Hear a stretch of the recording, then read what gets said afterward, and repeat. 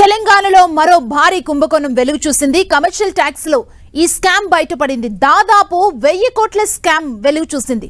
Telangana GST scam లో మాజీ CS Somesh Kumar పై హైదరాబాద్ సిసిఎస్ పోలీసులు కేసు ఫైల్ చేశారు. వాణిజ్య పన్నుల శాఖ అదనపు commissioner, additional commissioner Kashi Visweswararao, deputy commissioner Sivaram Prasad, IIT Hyderabad assistant professor Shobhan Babu, Pliato Technologies Private Limited ను నిందితులుగా చేర్చారు.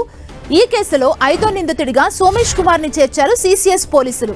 ఐపీసీ సెక్షన్ 406, 409, 120 BIT యాక్ట్ కింద కేసు నమోదు చేశారు. పన్ను ఎగవేతదారులకు వీరు సహకరించడం ద్వారా 1000 కోట్ల అక్రమాలు జరిగినట్లు ఆ శాఖ జాయింట్ కమిషనర్ రవి కానూరి ఇచ్చిన ఫిర్యాదుతో ఈ కేసు నమోదైంది.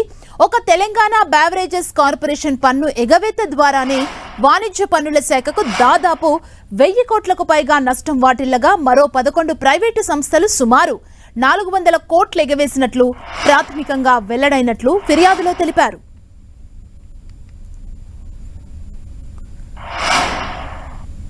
ఇక తెలంగాణలో మరో భారీ కుంభకోణం వెలుగు చూసింది. కమర్షియల్ ట్యాక్స్ లో ఈ స్కామ్ బయటపడింది. ఇదే అంశానికి సంబంధించి పూర్తి డీటెయిల్స్ మా ప్రతినిధి సునీల్ అందిస్తారు. సునీల్, ఈ స్కామ్ లో మొత్తం ఎంత మంది ఉన్నారు, ఏం చెబుతున్నారు అధికారులు? తెలంగాణ రాష్ట్రంలో మరొక భారీ కుంభకోణం బయటపడింది. మనం ఇప్పటికే చూసాం, గొరిల్లా స్కాము తెరక ముందే మరొక భారీ ఎత్తున పెద్ద ఎత్తున కమర్షియల్ ట్యాక్స్లో వాణిజ్య పన్నుల శాఖలో దాదాపు 1000 కోట్ల మేరకు స్కామ్ జరిగినట్లు ఇప్పటికే హైదరాబాద్ సిసిఎస్ డిడి పోలీసులు కేసు నమోదు చేయడం జరిగింది. దీంట్లో మాజీ చీఫ్ సెక్రటరీగా పనిచేసినటువంటి సోమేష్ కుమార్ పేరు చేర్చడం ప్రస్తుతం రాష్ట్ర వ్యాప్తంగా తీవ్ర దుమారం రేపుతుందని చెప్పవచ్చు. ఏఎఫ్ఐ నిందితుడిగా సోమేష్ కుమార్ని ఎఫ్ఐఆర్లో కేసు నమోదు చేయడం జరిగింది సిసిఎస్ పోలీసులు. ప్రధానంగా ఒక రాష్ట్రం నుంచి డీలర్లు మరొక రాష్ట్రానికి వస్తువులు సరఫరా చేస్తున్నప్పుడు ఖచ్చితంగా 50% అంటే దానికి 50% కొంత GST goods central goods service tax అనేది చెల్లించాల్సి ఉంటుంది. అయితే ఆ కేంద్రం మళ్ళీ రాష్ట్రానికి ఇతర ఎక్కడి నుంచి సరఫరా చేస్తుందో ఆ రాష్ట్రానికి 50% కేంద్ర ప్రభుత్వము చెల్లించవలసినటువంటి అవసరం ఉంటుంది. ఆ విధంగా చెల్లిస్తూ ఉంటుంది. కానీ ఇక్కడ మనం చూడొచ్చు, ఒక రాష్ట్రం నుంచి ఇంకో రాష్ట్రానికి ఎలాంటి వస్తువులు సరఫరా చేయకుండానే 18% సంబంధించిన స్క్రాప్స్ కావచ్చు, ఇనుము కావచ్చు, ఇతర సంబంధించిన కొన్ని మెటీరియల్స్ సంబంధించిన దాంట్లో పెద్ద ఎత్తున డీలర్లు అంటే ఒక రాష్ట్రానికి బదిలీ చేసాం, అమ్మకాలు జరిపామంటూ కూడా పెద్ద ఎత్తున నకిలీ ఇన్వాయిస్లు సృష్టించడం, ఆ తర్వాత మొత్తం కూడా పన్ను ఎగవేసి ఆ డబ్బులు మొత్తం కూడా వారి ఖాతాల్లోకి జమ చేసుకున్నట్లు కూడా ప్రస్తుతమైతే అటు పోలీసులకు, సిసిఎస్ పోలీసులకు కమర్షియల్ ట్యాక్స్ కమిషనర్గా ఉన్నటువంటి రవి కానూరి ఫిర్యాదు చేయడం జరిగింది. ఈ ఫిర్యాదు మేరకు గతంలోనే ఫిర్యాదు చేసినప్పుడు నేపథ్యంలో పోలీసులు అన్ని ఇన్వెస్టిగేషన్ చేశారు. అయితే వీరు ఏదైతే కంప్యూటర్ మాడ్యూల్లో అంటే ఇన్కమ్ ట్యాక్స్ చెల్లింపుల విషయంలో సంబంధించిన ఎవరు చెల్లిస్తున్నారు, ఎక్కడెక్కడ రాబడి ఉంది, ఎక్కడెక్కడ వీళ్ళు కొనుగోలు చేస్తున్న వస్తువులు, దీనికి సంబంధించిన ఒక సాఫ్ట్వేర్ని గతంలోనే ఇన్కమ్ ట్యాక్స్ అధికారులు తీసుకురావడం జరిగింది. కానీ ఆ ఇన్కమ్ ట్యాక్స్ అధికారులు తీసుకొచ్చినటువంటి సాఫ్ట్వేర్ని మాడ్యువల్ చేశారు, కొంత చేంజ్ చేశారనేటువంటి ఆరోపణలు కూడా వినపడుతున్నాయి. ఆ ఆరోపణలకు సంబంధించిన దానిపై సిసిఎస్ పోలీసులు అన్ని కోణాల్లో విచారించిన తర్వాతనే ఈరోజు అటు సోమేష్ కుమార్తో పాటు మరొక 3 అధికారులు ఎవరైతే ఉన్నారో, అటు అడిషనల్ కమిషనర్గా ఉన్నట్టు పన్నుల శాఖ అడిషనల్ కమిషనర్గా ఉన్నటువంటి విశ్వేశ్వరరావుతో పాటు డిప్యూటీ కమిషనర్గా ఉన్నటువంటి శివప్రసాద్తో పాటు మరోవైపు అసిస్టెంట్ ప్రొఫెసర్గా ఉన్నటువంటి శోభన్ బాబు, వీరి 5గురిపై మాత్రం ప్రస్తుతం అయితే పోలీసులు కేసు నమోదు చేసుకుంది. త్వరలోనే వీరందరికీ ఈ నోటీసులు ఇచ్చి విచారించాలని భావిస్తున్నారు. మొత్తం మీద వీరిపై గతంలో నమోదైంది కాబట్టి కేసుకు సంబంధించిన గతంలో అక్రమాలు జరిగాయి, గతంలో అయింది కాబట్టి పాత సెక్షన్స్ ఐపీసీ సెక్షన్స్ ప్రకారమే పోలీసులు కేసు నమోదు చేశారు. సెక్షన్ 406తో పాటు 409 అదేవిధంగా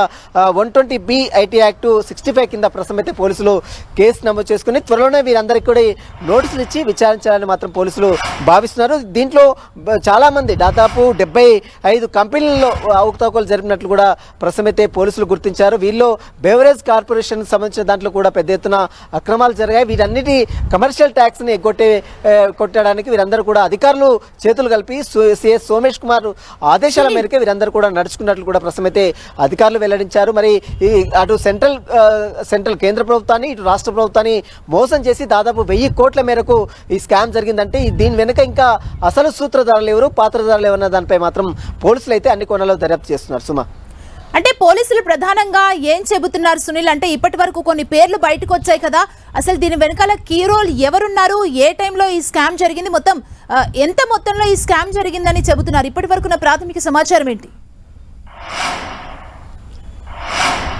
ఎస్, మొత్తం కమర్షియల్ ట్యాక్స్లో దాదాపు పెద్ద ఎత్తున 1000 కోట్ల మేరకు స్కామ్ జరిగినట్లు ఇప్పటికే కమర్షియల్ ట్యాక్స్ కమిషనర్గా ఉన్నటువంటి ఈ రవి కనూరి అనేటువంటి వ్యక్తి సిసిఎస్ పోలీసులకు ఫిర్యాదు చేశారు.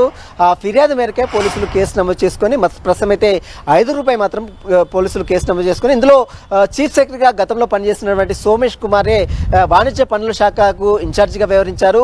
ఇతని ఆధ్వర్యంలోనే మొత్తం ఈ పన్నులు అంటే స్టేట్కి సంబంధించినటువంటి పన్నుల విషయంలో కావచ్చు, రాబడి విషయంలో కావచ్చు, సెంట్రల్ గూడ్స్ సర్వీస్ ట్యాక్స్కి చెల్లించినటువంటి విషయాలు కావచ్చు, మొత్తం ఈ బాధ్యత మొత్తం కూడా ఇన్ఛార్జిగా ఉన్నటువంటి సోమేష్ కుమారే చూసేటువంటి వ్యక్తి. కాబట్టి గత ప్రభుత్వంలో మనం చూడొచ్చు, కేసీఆర్ ప్రభుత్వంలోనే ఈ యొక్క అక్రమాలకు పాల్పడినట్లు ప్రస్తుతం పోలీసులు అయితే గుర్తించారు.